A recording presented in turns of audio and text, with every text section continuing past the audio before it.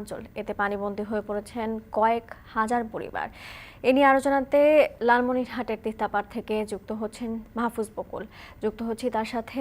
বকুল, কেমন দুর্ভোগ দেখছেন সেখানে, আর প্রশাসন এখনো কোনো পদক্ষেপ নিয়েছে কিনা জানাবেন।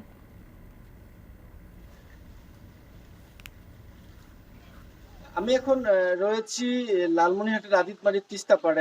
আপনি যেখানে দাঁড়িয়ে রয়েছে আপনি নিশ্চয়ই দেখছেন, এটি কিন্তু একটি সড়ক এবং মোটামুটি একটা সড়ক, যেটি একবারে লোকালের সড়কও নয়, কিন্তু এই সড়কের উপর দিয়ে কিন্তু পানি হচ্ছে, অর্থাৎ পানির অবস্থা কিন্তু বোঝা যাচ্ছে যে কি পরিমাণ বেড়েছে। আপনি যদি একটু তথ্য দিই, গতকাল থেকেই কিন্তু তিস্তার পানি বৃদ্ধি পেয়েছে। গতকাল থেকে বিপদসীমার উপরে প্রবাহিত হচ্ছিল। আমরা সাধারণত গত এবারের যে বন্যার পরিস্থিতি ৪ দফা দেখেছি, সেখানে কিন্তু দেখেছি সাধারণত দিন বা 12 থেকে 14 ঘন্টা পানি কিন্তু বিপদসীমার উপরে থাকে, কিন্তু আজকে আমরা যেটা দেখছি এই বন্যায় কিন্তু প্রায় 24 ঘন্টা থেকে বিপদসীমার উপরে পানি বইছে, যার ফলে আরো নতুন নতুন এলাকাগুলো প্লাবিত হয়েছে। সাধারণত যে নিম্নাঞ্চলগুলো প্লাবিত হয় তার বাইরে কিন্তু নতুন নতুন এলাকা প্লাবিত হয়েছে।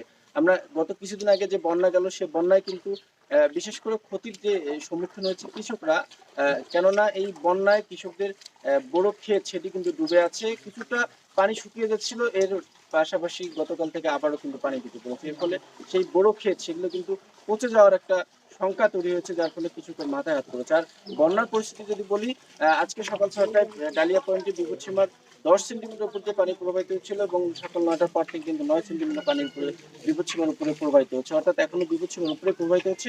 এই পানিগুলো কিন্তু তার ভাটিতে থাকা যে এলাকাগুলো রয়েছে, আদিতমারি, কালীগঞ্জ, সদর, হাতিবান্ধার কিছু অংশ, এই এলাকাগুলোতে এখনো দ্রুত করে প্রবেশ করছে, যার ফলে মানুষ কিন্তু ভোগান্তিতে পড়েছে।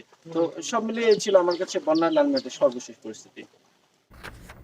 লালমনিরহাটের তিস্তাপাড় প্লাবিত হওয়ার খবর জানছিলাম সহকর্মী মাহফুজ বকুলের কাছ থেকে।